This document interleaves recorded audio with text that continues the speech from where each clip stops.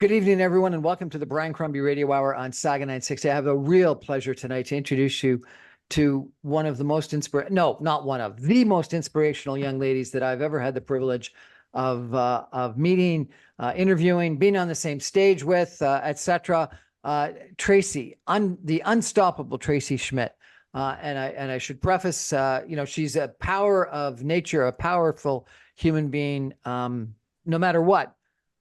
But I also have to tell anyone that doesn't know Tracy that she was born as a four-limb amputee, and she can describe that in a little bit more detail. And she's overcome all of that to race sailboats, to ski, to climb the Himalayas, and to get up on stage week after week, day after day, and make speeches that are inspirational to people to motivate them to keep going no matter what. So, unstoppable Tracy Schmitt. Welcome to the show. Thank you, most magical, brilliant Brian. How wonderful to be with you today. Coming up through the years, and each event I would go to, you were there so often, and most of the time you were winning an award. And I remember we were both on TEDx on the same platform that day as maybe one of the early times we were meeting each other. It's marvelous to be with you tonight, Brian. Well, it's great to see you because I don't think I've seen you in a couple of years. Tell us, what have you been up to? You're back on the road speaking again, I understand? Yes, it's true. Back in flying colors, gathering up those aeroplan points as I travel the world. And tonight was on global TV, Toronto, with Making a Difference, Susan Hay. So it's very fun to be on the news and now interviewed with my most precious Brian Crombie. And when you make these speeches, what are you telling them about? You know, it's one thing for people to be inspired by myself as someone who was born without my hands and without my legs, and climbing the Himalayas and scuba diving and flying airplanes and jumping out of airplanes and kicking butt with World Cup sailors, able-bodied men. But the intention is that I inspire people not by me, but because of me. I inspire people to have no excuses and to be inspired to take action themselves. And the story's really changed over the last 3 years. Why? Tell us about that. Well, we often, people say resilience, and we feel like we're at the end of our rope.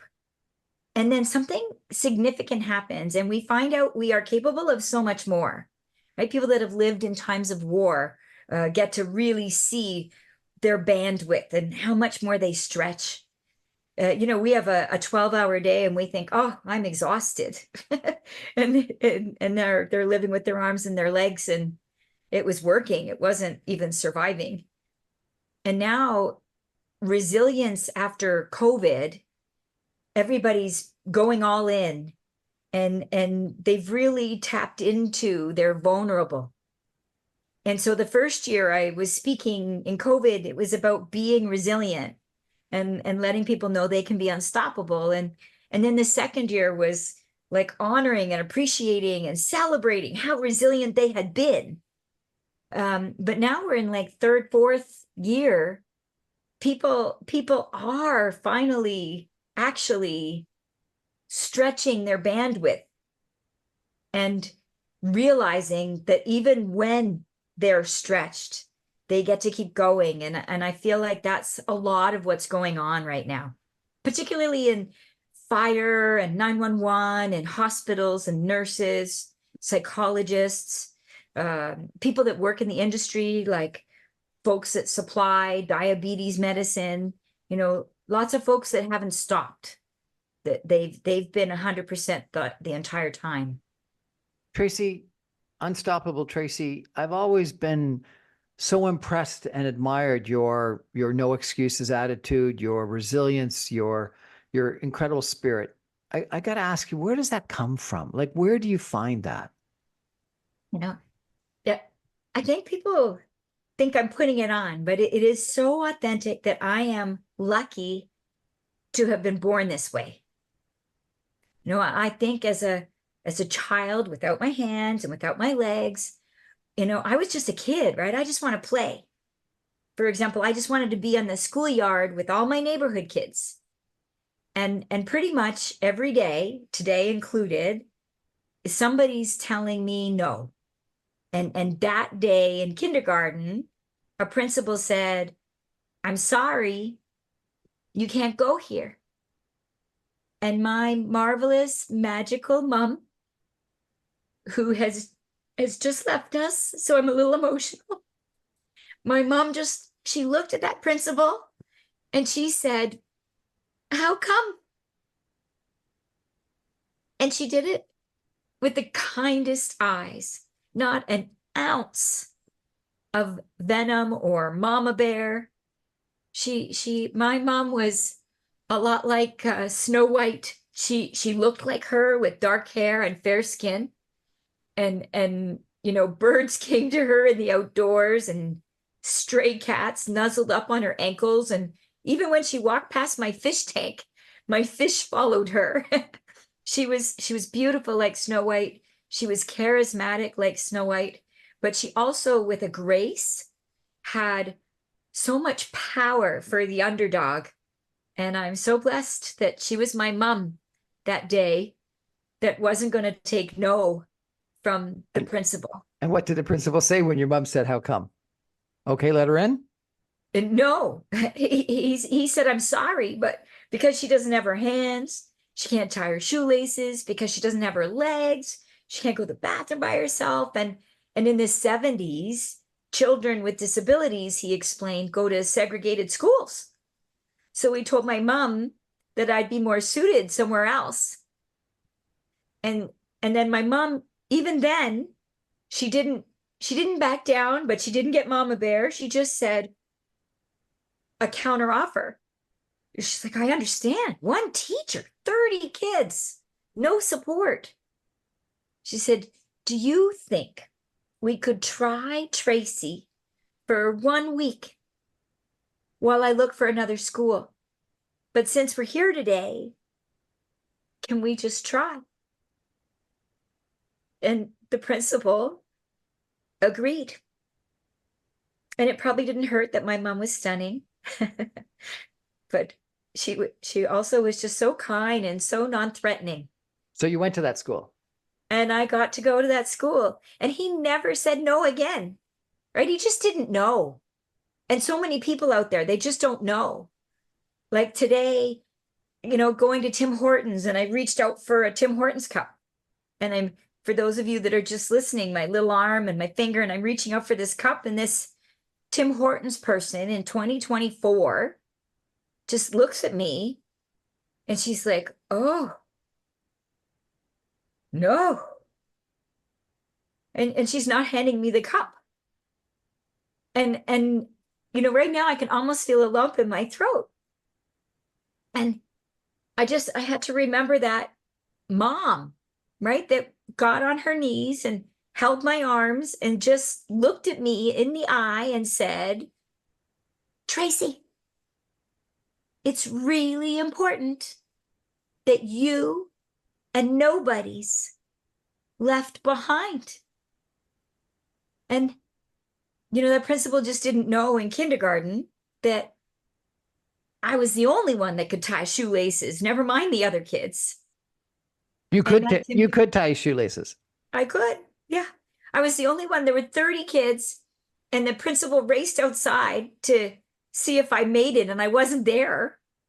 And when he went inside with the teacher, he said, what happened? Couldn't she tie her shoelaces? And my teacher said, she could. She was the only one.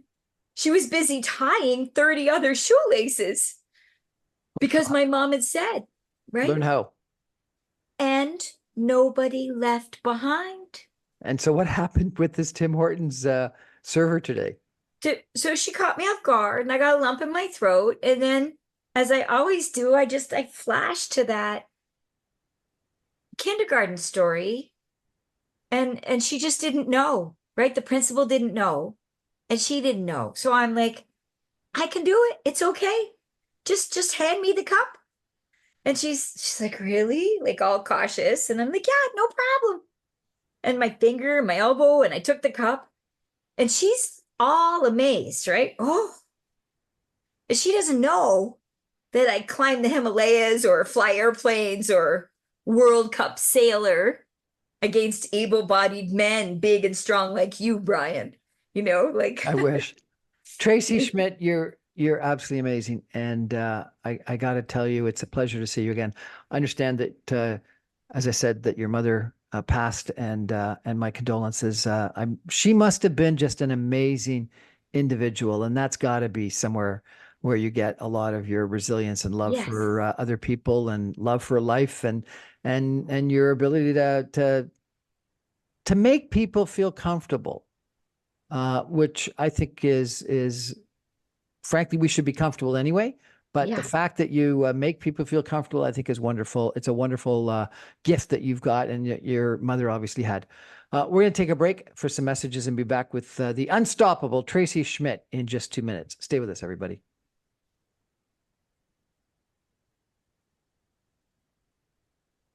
Welcome back, everyone, to the Brian Crombie Radio Hour on Saga 960 with the unstoppable Tracy Schmitt, who is one of the most interesting people, inspirational people, wonderful people, generous people that I've had the privilege of meeting.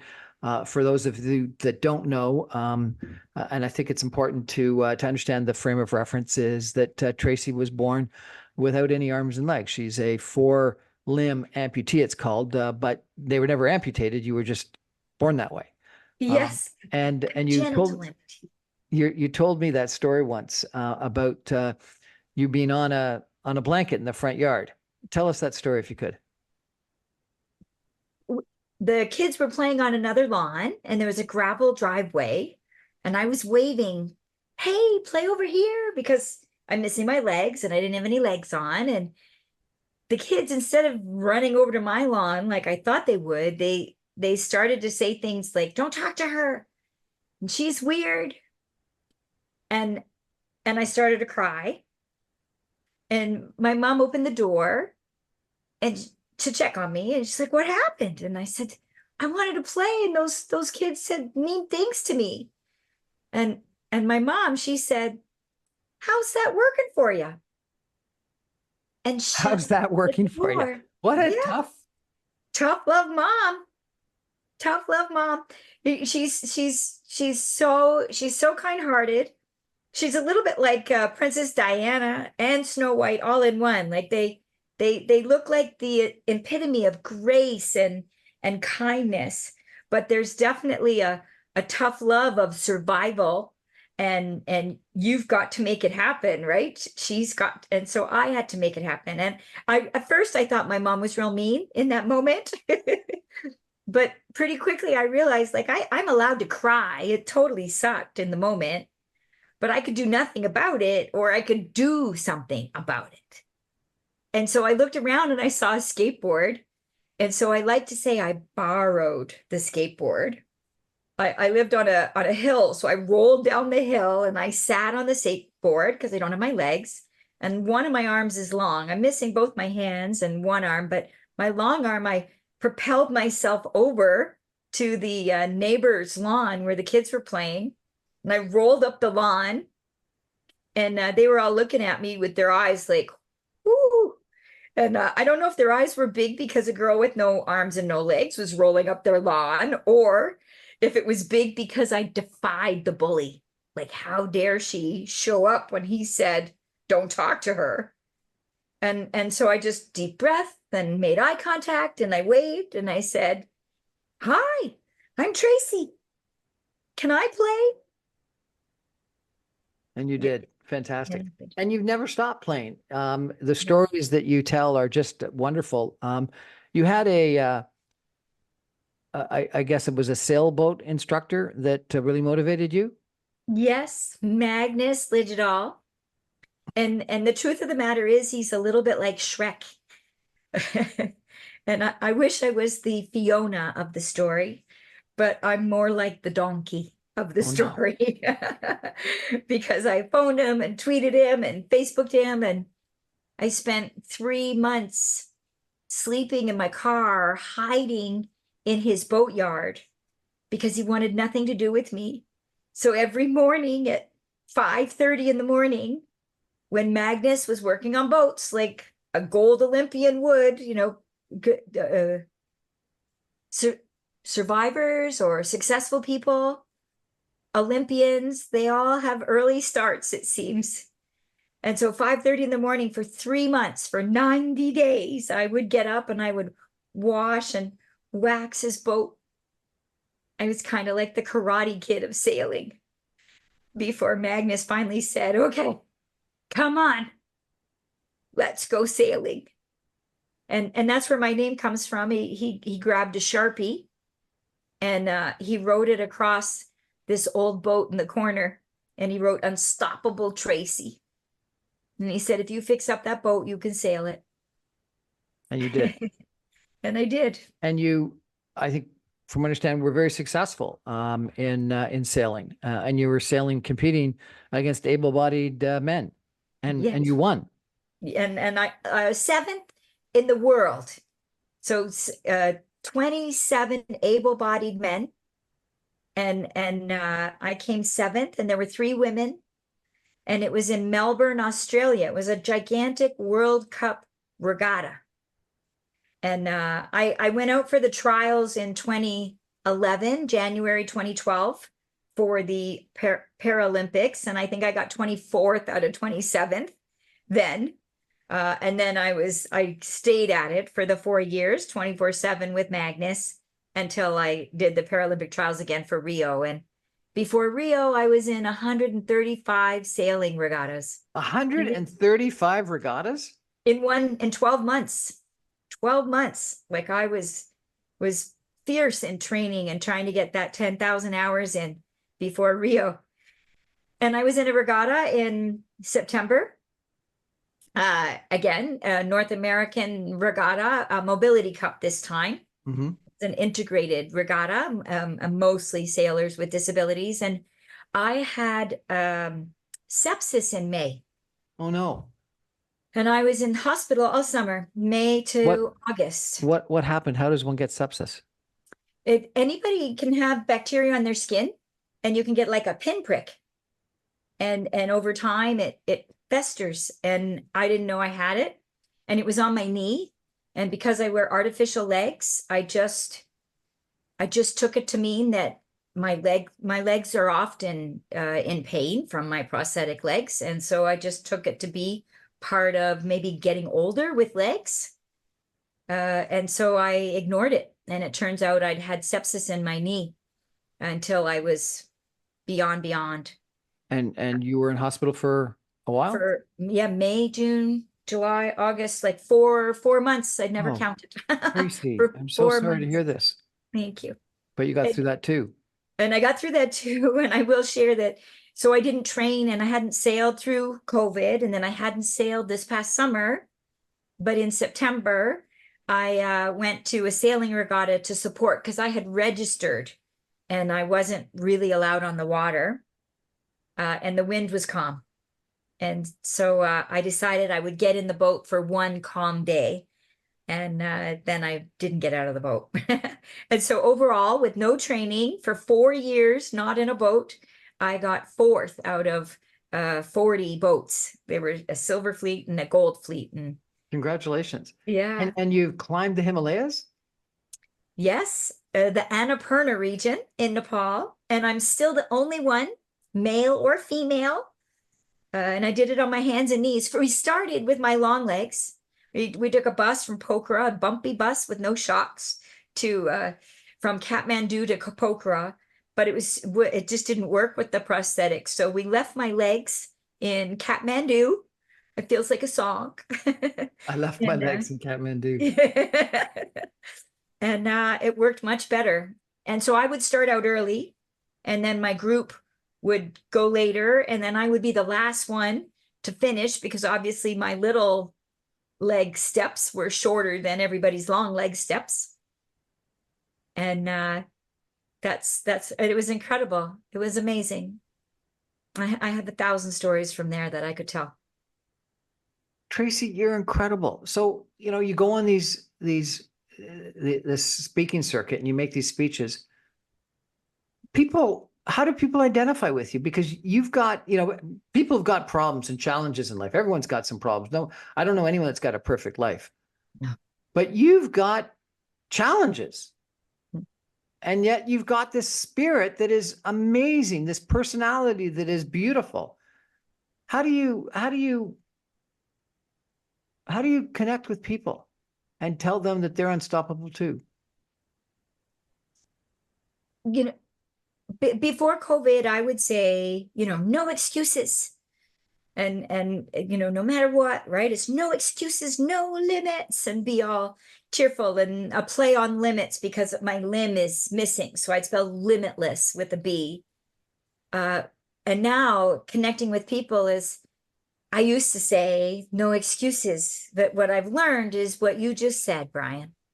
You're such a heartfelt, compassionate, generous man, which is why we didn't just do a TEDx together that day and then not stay in touch, because you are so heart-centered and incredibly compassionate, that you have been a friend and a lifeline since the first second I met you. And as you just described, there's so much going on behind everybody's eyes.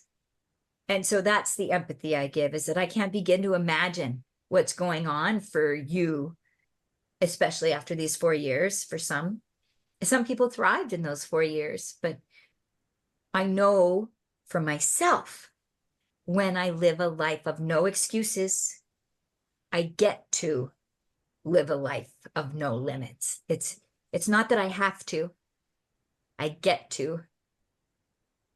Tracy, what do you say to people that have suffered loss, whether of a loved one, or of a limb, or of a job, or of a marriage, or whatever it is? What do you say to them? Sometimes we have no idea how we're gonna face another day, or love again, or just, get through the day. And I didn't know how I was gonna ski, right? No legs. You ski too? I ski, downhill bronze medalist. Bronze medalist at a North American level, at a Canada level. And North Americans were there like it was all over. And when I started to ski, we tried my long legs, and my legs buckled because they're like Pinocchio knees, right? They're artificial. And we tried me in a sitting ski with crutches, with outriggers. But because I don't have my hands, I couldn't control the outrigger crutches. And we went inside, and I looked over at my ski instructor, and he had his boots off and I had my legs off. And I was a young teen, and I was kind of thinking inappropriately. I was thinking, holy cow, he's got big feet. And I got this light bulb. My thighs could fit my stumps in his ski boots. Oh, God. And so we tried it, and I wiped out some more. But then when we put the boots backwards, we put my thighs in men's ski boots backwards. And so now I'm in skier's tuck position, right? Knees to skis. I'm in a duck squat position. So sometimes you don't know how, and you feel like you're wiping out in the trees. But we get to not avoid failure. We get to embrace possibility. Even though I didn't know how, even with all the failure, I knew I was going to ski. I knew it. I knew. And even like the 100th try, and we still hadn't skied. And that's why I'm lucky to be born this way, because it took me 14 places before someone would allow me to get my scuba diving. It took me at least 14 places before I was allowed to jump out of an airplane. And the school said no. And the swimming pool said no. And skiing said no, even before all of those trials. Like, I'm always faced with no.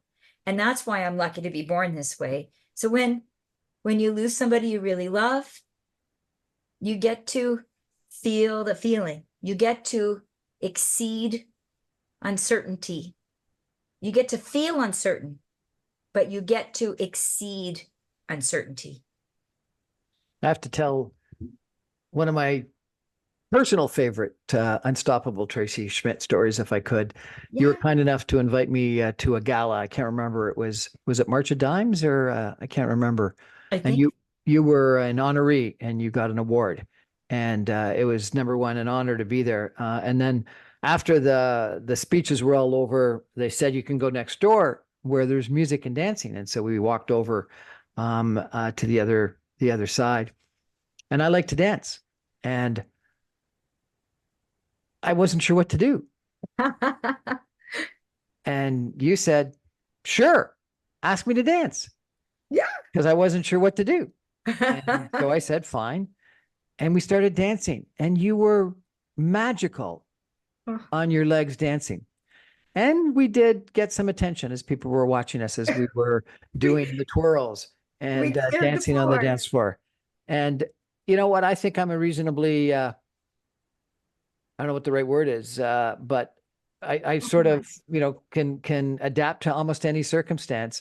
But you had me that night, and it was wonderful experience to have you lead me on the dance floor and get me to dance with you, and we I think danced very well together. So thank you for that experience.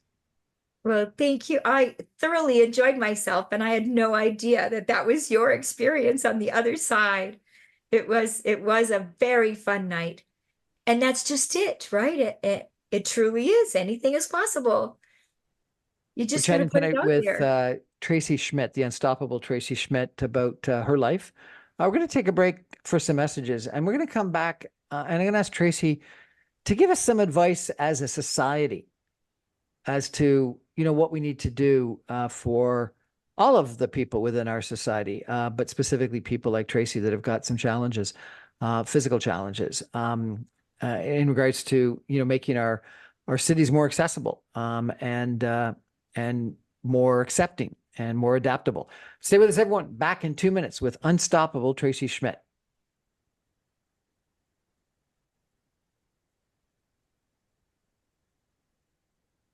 Hello again. It's Welcome back, wonderful to be everyone, back. to the Brian Crombie Radio Hour on Saga Night 60.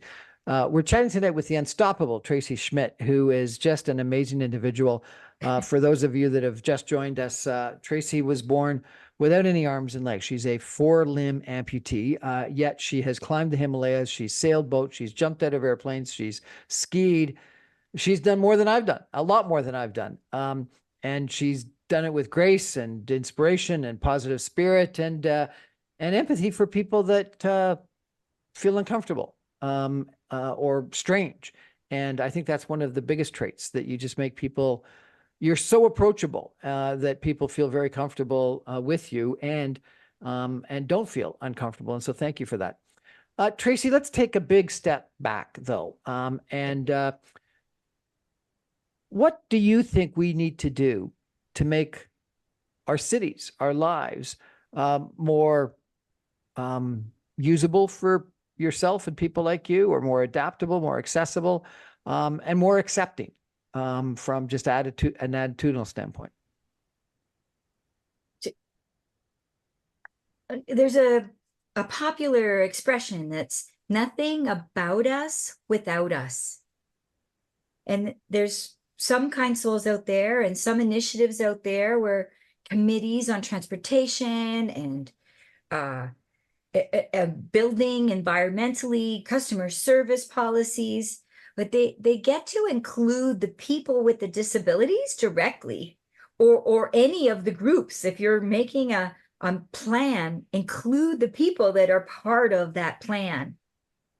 And I really feel Nothing like about us without us. I like that. nothing about us without us. Like, include me in the conversation. If you don't know what to do, just ask. And Yep. it's interesting, the past few years, I really feel like we've gone backwards. My big mission in life before COVID so often was, see the person first. I am Tracy, who's a sister, a friend of the famous Brian Crombie, who has sailed, who has skied, who's a daughter, who's an aunt, an author, a speaker, and I have artificial legs, right? There's a person first in all of that. And that's the language we use. If I go to an airport, I'm not the wheelchair. I'm a person requesting the assistance of a wheelchair. I'm still a person. And it used to be that people would very kindly approach me every door, everywhere, and they look and gasp because I'm such a visible disability, with missing my arms and my legs. And oh, how can I help you? And I'd love for people to see the person first and just have said hello, like what a great day, or what brings you here? Just see a person to have a conversation with, rather than a disability standing there waiting to be helped. And now when I'm in a grocery store and I can't reach something on the top shelf, there'd be like 4 people approaching from all sides to be the one to help me. Now they look down the aisle and they skip the aisle. And I'm temporarily in a chair while I'm still healing from the sepsis in May. And so I could really use a hand with the door more than I ever could before. And people cross the street to get away because they're afraid or they don't want to be exposed. I don't know. But I feel like it's the 70s all over again. And so the big piece is nothing about us without us. And if you're not sure what to do, if you feel like there's a roadblock or an obstacle to speak with me or to be a support with an initiative in the city or another human being, and you feel like there's a wall, like the wall behind me, there's this acronym is watch, ask, listen, learn. Ask, listen, learn. Watch, ask, listen, learn. WALL. So watch. If I'm managing the door, for example, fine, then just say hello and be near me, be available so that I can ask you. And watch and assume that I'm capable. Believe that I can probably open that door, or I'm just fine, and be social. Ask me to dance. But if you're really unsure if I'm struggling, remember in the watch and being available that I am an adult and I can ask you, can you please give me assistance? Can you please give me a hand? Can you please open that door? And trust that I can ask for what I need. But if you're really unsure, then ask. Because a lot of times people are asking because they're struggling, not because I'm struggling. But if you're really unsure, ask. What can I do to make it easier? Would you like a hand? And then listen. Sometimes when I'm sitting with my long legs, Brian, when we've been at events together, and so sometimes I might say, can you please pull my little arm? And unlike Brian, who really listened and supports me the way I ask, a lot of people counter offer. And because I have a long arm, they say, well, how about I grab that long arm? But I've had surgeries on this arm, and I'm going to use this arm to propel myself up, to push. So I'm pushing as you're pulling. And so really listen to how and if I'm not going to hurt you or your back, learn how it is that I'd like to be helped. Not the way you think I should be helped, but how is it that I would like to be helped? And so listen what I say and learn how I'm asking. And so person first, and crush those walls by watching, asking, listening, and learning. And I feel like that's a good rule of thumb for people with disabilities or anything in life. Or anything in life. Yeah, no, I think those are great suggestions. What about just, I've heard curbs and thresholds are problems. Like what other sort of very rudimentary suggestions have you got? Transportation is one of my biggest roadblocks. And I'm trying to speak first person because I speak for me, but I'm also an industry professional. What your listeners might not know, like 2015 Toronto Pan Am Para-Pan Am Games, I was the accessibility auditor for 49 out of 50 venues. And I continue to support organizations with their policies and their accessibility audits and their accessibility training. And, I'm temporarily in this chair, and I'm using the subway because temporarily I'm unable to lift my wheelchair into the car. When my legs are on, I can lift things in, but without my legs on, I'm sitting in the car seat, and now I've got to get the wheelchair in. So I've been using the subway a lot more, and I flipped over backwards 3 times on the newest subway system because the old platform and the new subway has just a tiny threshold, and it seems insignificant, that 1 inch or half an inch or 1 centimeter. I don't know what it is, but it's enough to flip me over backwards. And people race. They're all like, oh, I've got to get on before she does. Like I'm using a chair with a power, and I engage the power, and then you jump in front of me to get through the door just in front. Why don't you run with that same speed to any other door and give me some space to get on? And so being a four-way amputee, I've had a very visible disability, but the world has really changed since I'm temporarily using a power chair. Give people grace, ask, and believe they're capable. Not going to slow you down getting on the subway, for example. Have we made improvements on our subways, on our sidewalks, on in our buildings, etc.? It's coming. It is coming. I live near High Park, which is fabulous, and like Runnymede subway is now accessible, and there's so many more accessible stops. But I've recently needed some accessible housing, and where the housing is sort of Old Mill and High Park, and there's no accessible subways at either of those stops. And that's where the housing, that's where the new buildings are, and so that's where the accessible is. And even that, it took me 6 months to find somewhere to live. And I have a 24-inch wide chair because I'm not very big. Most people's chairs are much bigger than mine. Yeah. And so housing was a nightmare. I needed I've got a temporary accessible travel buggy because I still don't have the appropriate funded chair.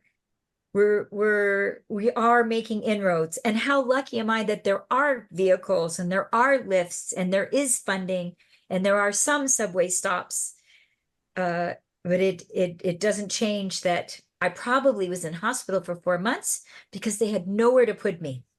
And August 31st, they told me I'd need to go into a homeless shelter while I continued to look for living space because they were so short on housing, so limited on wheelchairs. Tracy, I got room here for you if they ever have a problem like that.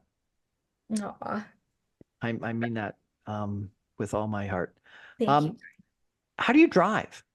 How do I drive? Yes. So there's a pull to the gas and a pull to the brake, and I use my short little arm. There's a cup on those poles. And I think what I like about that is at 16, they said, sure, you could drive. And I did the driving and all the school classes. And when I went in, they're like, okay, we need $100,000 to make it. What was that Night Rider? Now, most of our listeners probably aren't old enough. Only you and I are old enough to remember a show where the car was fully automated and verbal, right? The car started itself and drove to where it was going. But at 16, I didn't have 100,000, and my parents didn't have that. Oh, and that's on top of getting a new car.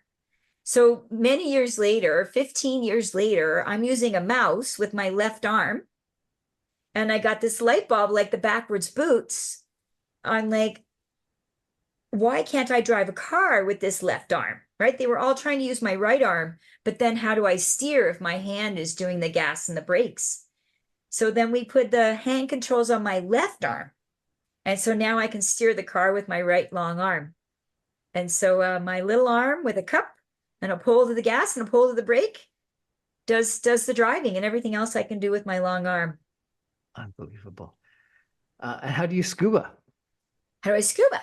I'm a master diver, and I've done over 100 dives, by the way. I just got back from Cozumel scuba diving, actually, and I've been to Red Sea and Bonaire, lots of travels. So do you put fins on your legs or on your artificial legs or what? No, artificial legs are like anchors. They'd really mess up my buoyancy. So I swim best without them. So I wear what they're called shin fins. So there's these fins that were a bit of a pool toy that people were wearing on their calves, but I put them on my thighs, and then I have a tool on my hand that's an opposition device. Its fancy name is spatula. And it's like a metal rectangle the size of my one little digit. And there's a strap that holds it on my hand for those of you just listening. And so I can hold things like my cell phone or my toothbrush. And it's the same with scuba diving. I can hold my inflator, and I hold it up with my left arm, and I push the inflator or dump the air if I need to. And I have fins on my knees, and I can plug my nose with my spatula. So I'm a advanced diver. Do you speak, I dive with two buddies though, instead of just one. do you speak with people that are born like you, or have limbs amputated, and if so, what do you tell them? I do volunteer in hospitals and visit people that have lost their limbs. And very rarely, there's only twice where I've was volunteering with people that had lost all four limbs. People that got flesh-eating disease. A mom who, while giving birth, she got flesh-eating disease. And her big question for me was, how do you put your bra on? She's like, without getting help, because she knows I live independently without assistance. And she wanted to know how she was going to live that way too. Okay, since you asked. Right. So I leave it done up, and you squish it on, and there's a lot of pulling and tugging and pushing and propping and but Tracy, you're amazing. Absolutely amazing. We're going to take a break for some messages and come back with some concluding comments about attitude, about confidence, about spirit, with the unstoppable Tracy Schmitt in just 2 minutes. Stay with us, everybody.